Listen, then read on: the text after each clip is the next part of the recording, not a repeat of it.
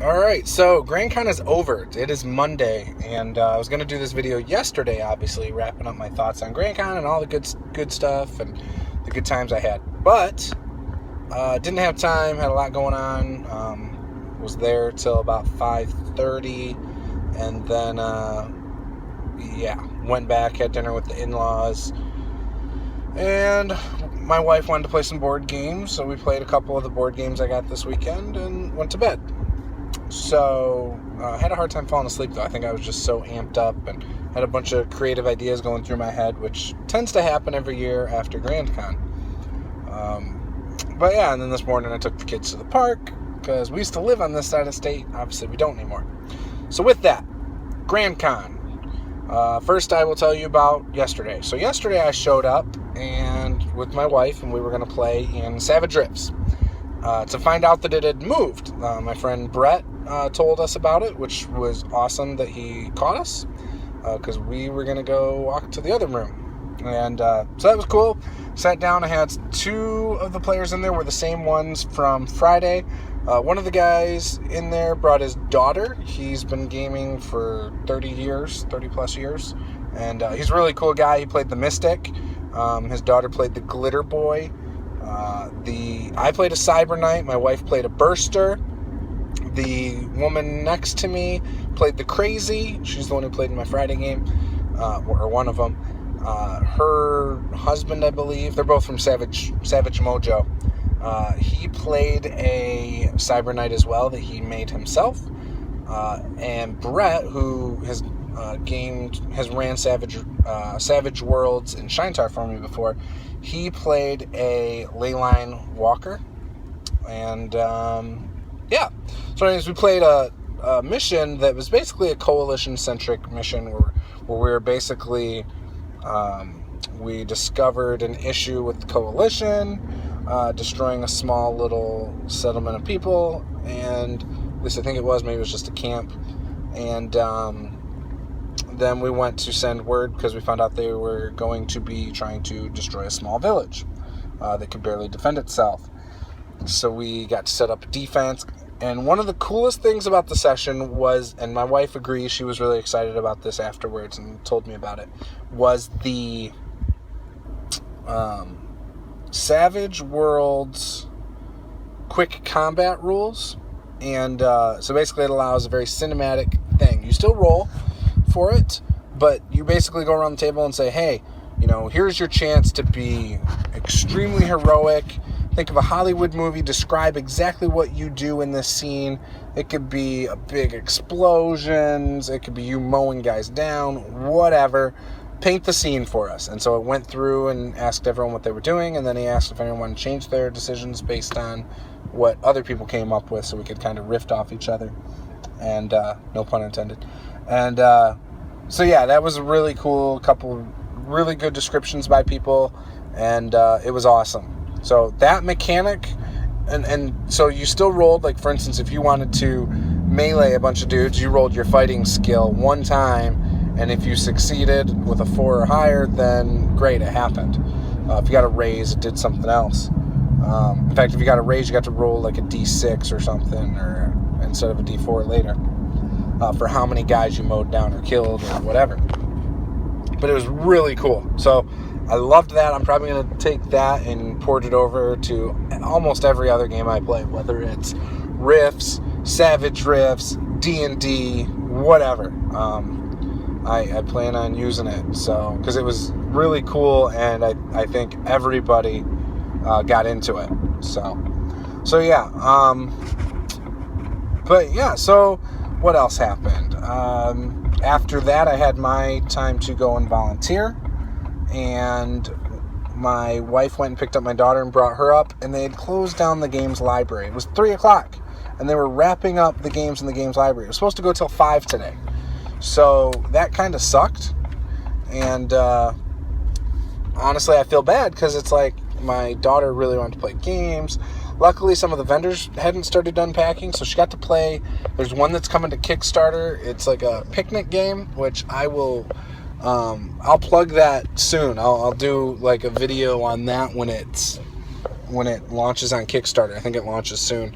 And I also ended up, she ended up playing another game there, which is like this wrestling game with dice, and she really enjoyed that. And then from Green Couch Games, she got to play, I think it was Green Couch Games. It was a dinosaur game, but it was like war, which was really cool. In fact, a couple kids, almost like just a little bit older than my daughter, had the game that they were buying, and they said it was really cool. In fact, that's what those kids were talking about. So that was awesome. And so my daughter was really excited. Got to play some games, and then they left.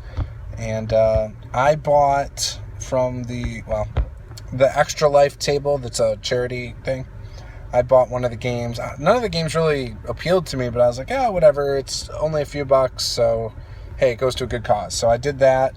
I think I got like some Japanese board game thing, like card game, deck builder. I don't know. It's called like Demon Slayer or something. And the other day for my badge, I got Ratchety Rocket or something like that, or something like that. I don't know. But we played that last night. That was all right. It was fun. So I don't know. I'll let you guys know.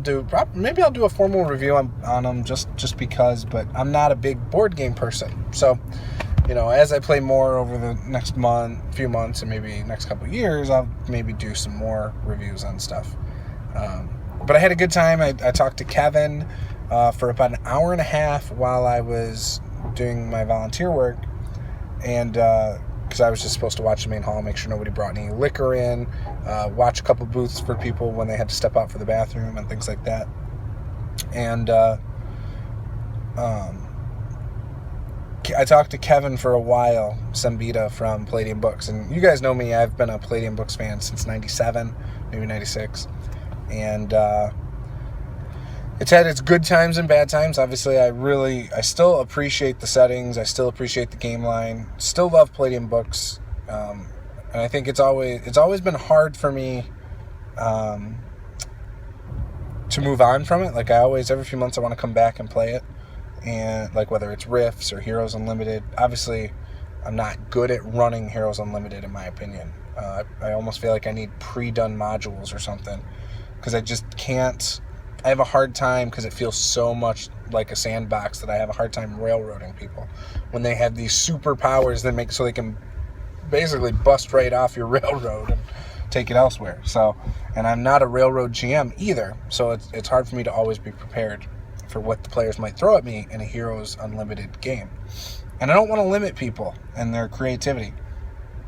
But yeah, so I got to talk to Kevin about that. I talked to Chuck Walton. I talked to him Saturday, but and he got me real energized again, and for Rifts and Heroes Unlimited. So I'm thinking I'm gonna dig a little more into the Rifts universe because I've never taken the time to really read up on a lot of stuff with Rifts. I got the basics. The only thing that's ever really interested me was the Coalition. That's always been my favorite thing about it. And so I'm probably going to check some of that out. Maybe I'll buy some of the Coalition books so I can run it with some Savage Rifts. But yeah, so Sunday was cool. Kevin told me a lot of cool stuff that makes me excited about the next few years. And Kevin is a great pitch man for his games. Always has been. And Sean Patrick Fannin said some cool stuff about some things. But his was more cryptic.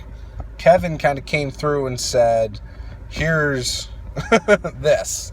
So I can't say anything. I told him I wouldn't, especially on my channel and stuff. But I'm really excited about what I've heard and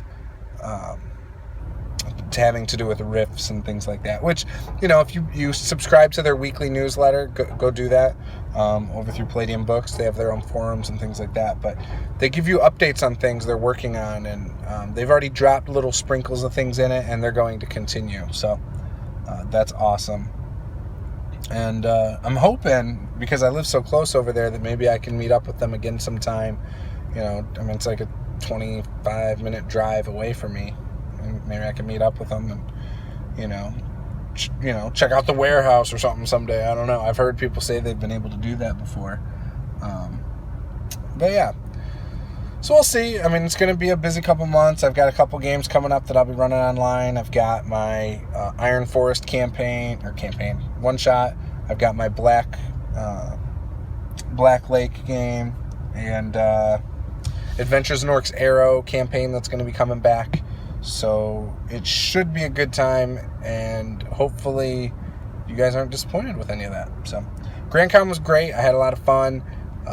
Next year, depending on who the guests are, I'll be there. And obviously I'd probably volunteer a little bit next year as well. But it all depends on who the guests are. I probably wouldn't have went this year if Kevin and Sean weren't there. I'm glad they were, because it made the weekend fantastic. Even without it, I still had a good time, and who knows, maybe I would come by for one day or something with my wife. But yeah, it was a good time. So looking forward to seeing what transpires for next year's GrandCon. My wife seemed to have fun. She wants to come back, so that's good. And yeah, that's it for today. I'll talk to you guys next time. Peace.